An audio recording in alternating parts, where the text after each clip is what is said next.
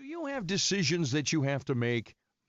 I mean, big decisions. Do you have to decide, like I said earlier, are you going to sell the house? Are you going to keep the house? Things like that. Maybe change careers, stuff like that.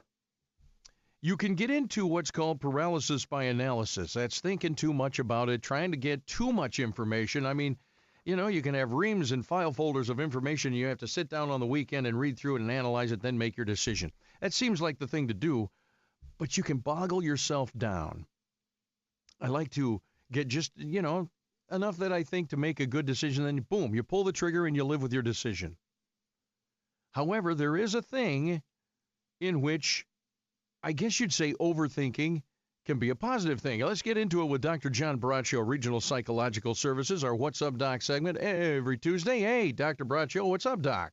Well, good morning, Mike. And, we've talked in the past how overthinking can be devastating for a person as they get decision paralysis and end up causing a lot of self-inflicted anxiety and even depression. It can also lead to losing opportunities by making necessary, decisions, by not doing it. It is like taking the old proverb of look before you leap and allowing it to completely stop you from leaping, from making decisions, versus taking the action proverbs of fortune favors the brave or he who hesitates is lost and impulsively making potentially bad decisions. A good way to really look at this would be that most run-of-the-mill decisions are basic and don't cause problems except for those that have severe overthinking paralysis. While having decision paralysis can be a very negative mental health perspective, so can impulsivity, Mike, making decisions. Each, if taken to an extreme, can cause problems. For the sake of our discussion today, we'll talk about when overthinking is positive, and this can actually occur. The following would be examples. You consider all sides of a situation prior to making a decision. This is not a time for anxiety, but for a time to logically look at the possibilities that a particular choice or opportunity offers, or be more effective in problem solving by looking at all the possibilities of a particular situation and making a deliberate choice. Recognize also that innovation, this is a big one, comes from, not from mindlessly behaving in the same way and making choices that tend to always come from the same type of thinking. No, innovation comes when a person is able to seek out new ways to solve problems that can lead to really innovative ideas and practices. This may not only be helpful for them, but also for all those around them. And then judicious patience, really patience is a big deal, is a virtue most people don't have, or don't have a lot of it. A person who can judiciously overthink a decision shows patience, can have the ability to make a better choice by not being forced by impulsivity into making what could be a bad decision, or having decision paralysis and not being able to make a decision. Now, you can overthink in a positive way by using your past history, determine how you've gotten to the point where you are in life, and hopefully a good point, how you tend to make decisions, what your particular skills are, what your dreams in life are, and use all of these in the process of making decisions. When you can do this, you can look at how you solved other problems in the past and use that as a foundation to help you in current problem solving. The problem is people seem to too often have paralysis where they can't make a decision or wait too long, or they make the decision too quickly. So what we're really talking about is being able to judiciously be able to, think and just overthink the thing in a good way and think, what is the good decision? What's going to work for me? What has worked in the past?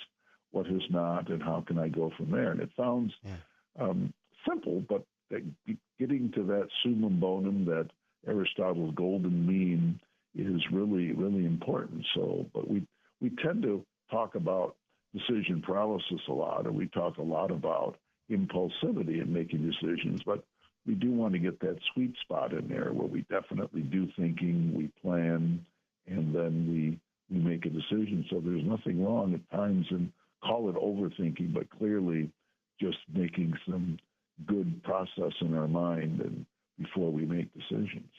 Yeah. Everything comes down to balance, doesn't it? It sure does. That's summum bonum, golden mean. Boy, yeah. You got to, and I don't know. I'm guilty, I think, of sometimes being a little bit too impulsive. Sure. But honestly, I would agree.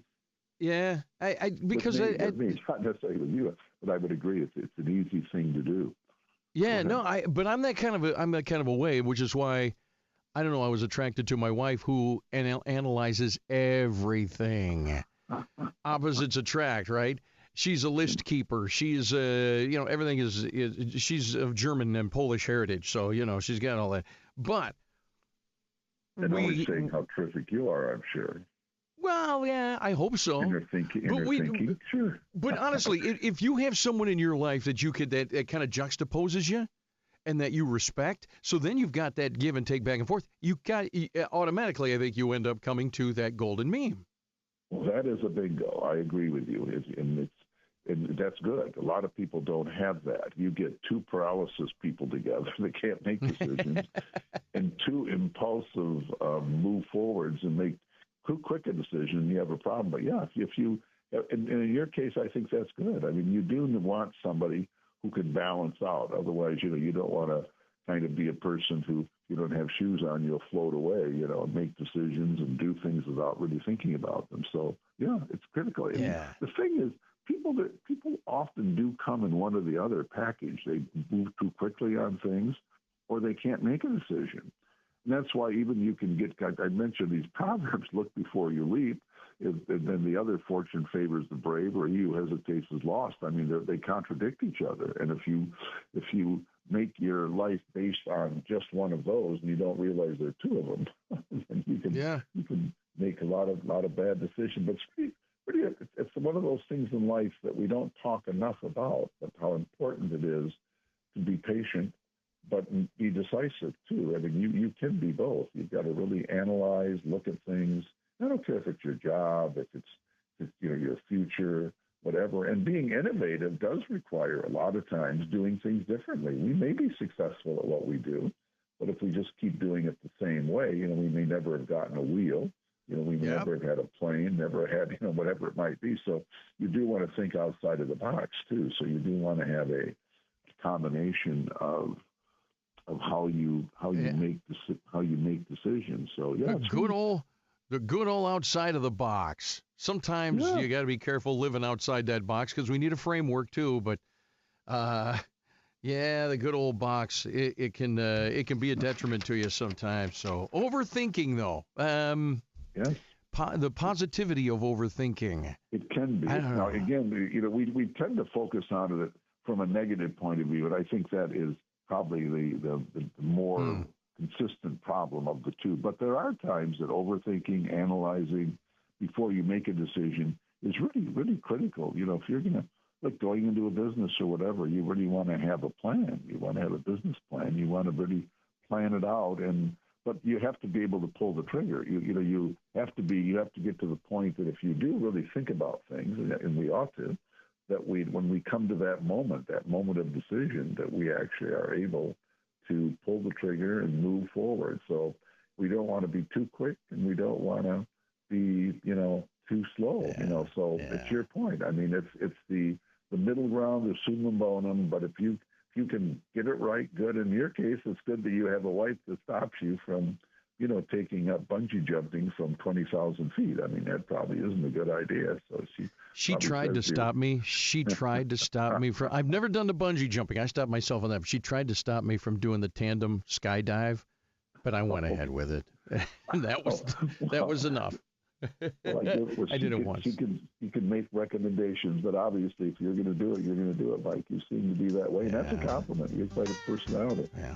Well, I'm glad that she stops me. It goes when I have do I go carrot? Do I go carrot or do I go Three Musketeers bar? Yeah, I know which one I'm going for, but she'll stop me. Hey, Doc, we're up on time. Doc Braccio, Regional Psychological Services, every Tuesday right here, right about now. Free advice for your life, get you through all these, and you got to know, do you need some help? And it's good to, if you have somebody like Doc Braccio or his staff at Regional Psychological Services, look them up. Hey, Doc, we're up. We'll chat again next week, okay? Listen, always a pleasure, my friend. Talk to you later. Bye-bye. See ya. Bye-bye. 1320 WILS, Mike Austin with you. Later, Jason Chevitz, Fox News Radio and Fox News contributor. And his new book. We'll get into that. First, Tanya J. Powers with us in just a minute. We'll talk Pete Hegseth and his first trip to the border. It's all coming up. 1320 WILS.